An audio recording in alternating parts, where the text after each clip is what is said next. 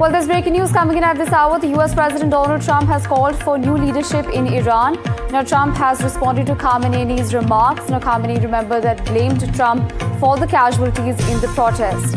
Now, he's further gone on to say that the criminals will not be spared. These are important comments coming in from Khamenei, who, remember, happens to be the supreme leader of Iran. Now, these are new statements coming in from the US President, but the US President has gone on to say and even call for new leadership to be imposed in Iran.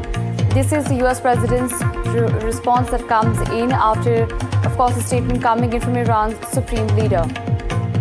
Well, on this, we have my colleague Nigar Mujtahadi joining us on the broadcast. Nigar, I wish to understand from you, firstly, the death toll numbers remain to be disputed. The US President Donald Trump has time and again spoken that if there will be more deaths, then the US will retaliate. And there, of course, after that, we've seen a brutal face-off between the Iran Supreme Leader and the US President. And also, we're not oblivious to the fact that the US has previously also intervened in the past, especially in 1953, to, of course, remove the electedly, the current dispensation in Iran. Well, I mean, first of all, the number of verified deaths in just 2 days is at least 12,000. At CBS News, they're reporting that number could be up to 20,000. Now, there's a lot of back and forth between President Donald Trump and the supreme leader of Iran. And in the meantime, scores of innocent people are dying. They've enacted essentially martial law in Iran right now. People are barricading themselves in their houses. There are still small pockets of protests happening here and there, but they have killed so many people. I mean, pretty much any Iranian that you speak to in exile knows somebody who has been killed or is connected to somebody who has been killed.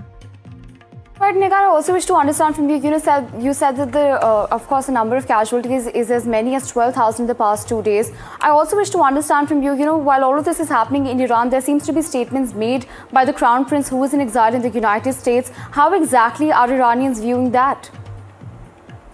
Well, they're viewing it with, a huge amount of attention, because this is supposed to be encouraging, the protesters and the people inside of Iran and outside of Iran as well. So every time, he makes some sort of statement, it carries a lot of importance for people inside of Iran and outside of Iran. But then, of course, there is a blackout right now.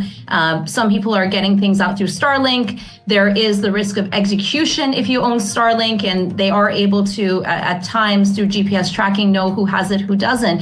So it's very hard to get a sense of what is exactly happening in the country right now as a result of that blackout. But landlines are starting to still open up. And again, they look to him with a lot of encouragement and hope, because this is, how they view him as their only way out right now. Right, absolutely, Nigar. And in addition to what you just mentioned, I believe there's also BitChat that's come to the fray, and Nokia, which is allowing Iranians to connect with one another using Bluetooth messaging. So that allows them to, of course, sort of surpass whatever, checks that the regime has in place. But thank you so much for joining us and sharing those updates with us.